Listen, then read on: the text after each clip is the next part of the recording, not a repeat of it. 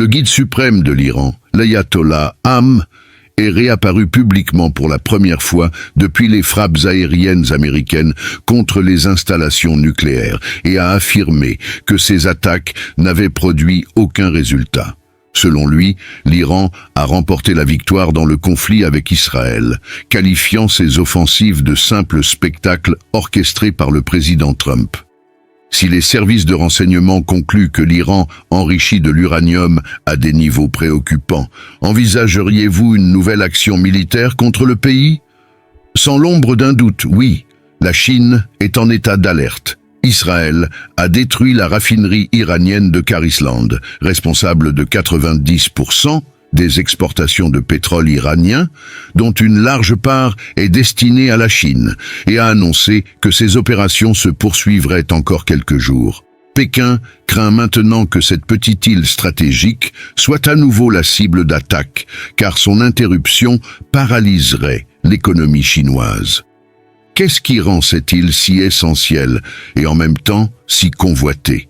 D'abord, pensez à cliquer sur « J'aime » et à vous abonner à la chaîne, cela nous encourage à produire plus de contenu de ce type. La superficie de Khar Island est de seulement 20 km². Dans ses débuts, elle ne servait guère, mais à partir des années 50, elle est devenue un vaste pôle pétrolier. Située à 25 km de la côte iranienne, en plein golfe Persique, elle bénéficie d'eau profonde, permettant l'accostage de superpétroliers, impossible dans d'autres ports exposés aux tempêtes. Au sud-ouest, d'importants champs pétroliers abritent environ 10% des réserves mondiales, soit 150 milliards de barils. En 1959, la National Iranian Oil Company, NIOC, a lancé la construction, reliant l'île au continent par des oléoducs sous-marins. Rapidement, le terminal a atteint une capacité d'exportation de plusieurs millions de barils par jour, avec des dizaines de réservoirs et de quais. Il traitait 3 types de pétrole, léger, lourd et offshore. En 1969, en partenariat avec l'American Oil Company, AMO, la NIOC a inauguré une unité pétrochimique pour produire du soufre à partir du pétrole et du gaz, tout en raffinant certaines fractions pour accroître la valeur des exportations. Pour accueillir des pétroliers de plus de 270 000 tonnes, un quai artificiel a été construit en 1970, achevé en 1974. Avec une profondeur de 32 mètres, il reçoit des superpétroliers de jusqu'à 500 000 tonnes, qu'il charge en 24 à 48 heures, et qui gagne le détroit d'Ormuz, 400 milles nautiques, en 24 à 30 heures. Après cette extension, Khar Island assurait environ 90% des exportations iraniennes, atteignant 6 millions de barils quotidiens à son apogée. Cela a soutenu la croissance économique de l'Iran dans les années 70, avec un PIB en hausse à 2 chiffres et une modernisation rapide de la ville de Tiron. Pourtant, la population n'était pas satisfaite. Depuis la découverte de pétrole en 1908 par l'Anglo-Persian Oil Company, futur BP, la majorité des bénéfices revenaient aux investisseurs britanniques, suscitant un fort mécontentement. En 1953, une tentative de nationaliser l'industrie pétrolière a déclenché un coup d'État orchestré par la CIA et le MI6 qui a renversé le gouvernement, restauré le Shah et renforcé son pouvoir, avec la police secrète Savak pour réprimer l'opposition.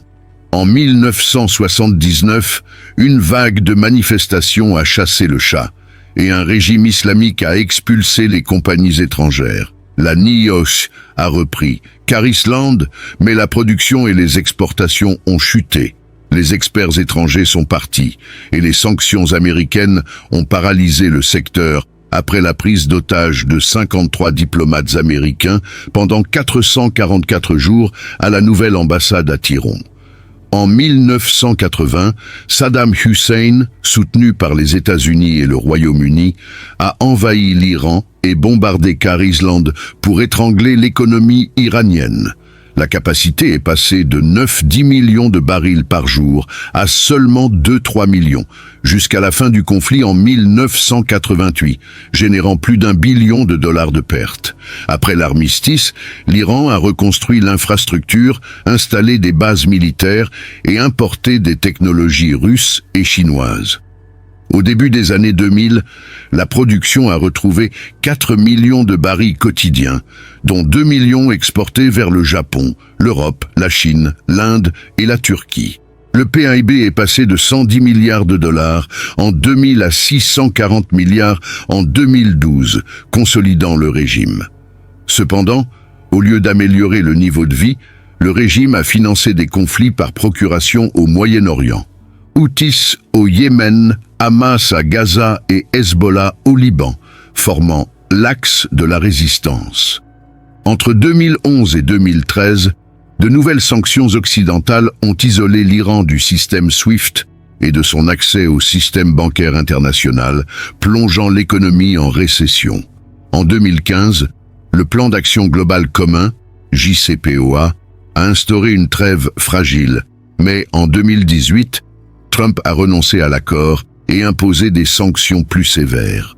En 2020, le PIB iranien s'est effondré à 40% de son pic de 2012. Depuis, la reprise reste limitée, fondée sur des exportations clandestines de pétrole vers la Chine, 1 500 000 barils par jour via transbordement en mer, contre 400 000 en 2020.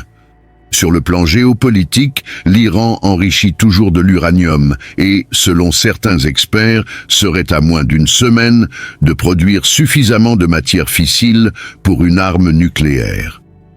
Les milices pro-iraniennes, Hamas, Hezbollah et Houthis, intensifient les conflits régionaux.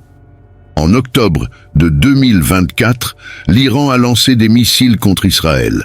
En représailles, Trump a dépêché 2 porte-avions, des escadrons de F-25 et des bombardiers B-2, menaçant de détruire Khar Island, ce qui couperait 90% des revenus pétroliers, environ 50 milliards de dollars, et fragiliserait gravement les finances de l'État et du corps des gardiens de la révolution iranienne, IRGC, qui contrôlent un tiers de l'économie. La question est, les États-Unis ou Israël attaqueraient-ils vraiment Khar Island ? La réponse concise est oui. Après l'attaque iranienne d'octobre 2024, des navires ont déserté l'île, montrant sa vulnérabilité.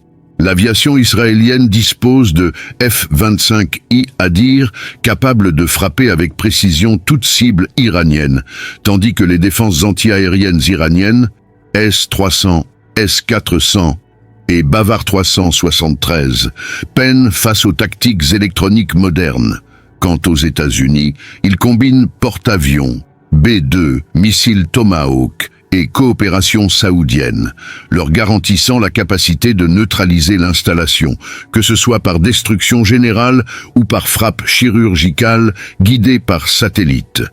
L'Iran a construit un autre terminal à Jask, de l'autre côté du détroit d'Ormuz, mais sa capacité reste insuffisante pour remplacer Khar Island. Quel que soit son développement futur, Jask serait également visé lors d'une escalade. Or, détruire des terminaux pétroliers déclencherait une guerre mondiale. La perte de 40% de l'offre pétrolière ferait grimper le baril à 90-100 $, provoquant inflation et récession planétaire. Une autre option consisterait en une action coordonnée des États du Golfe, notamment l'Arabie saoudite, pour combler le déficit iranien sans faire flamber les prix comme en 2018. Mais un tel consensus politique est fragile.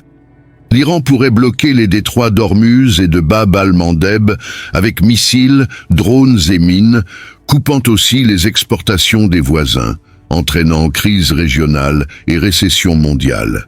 En définitive, attaquer Khar Island pourrait renverser le régime islamique en quelques semaines ou mois et susciter une insurrection intérieure, mais au prix de conséquences dramatiques pour le monde entier. Espérons qu'un nouvel accord de paix verra le jour entre les États-Unis et l'Iran, évitant un conflit où Khar Island serait le point décisif de la survie ou de la chute de la République islamique d'Iran.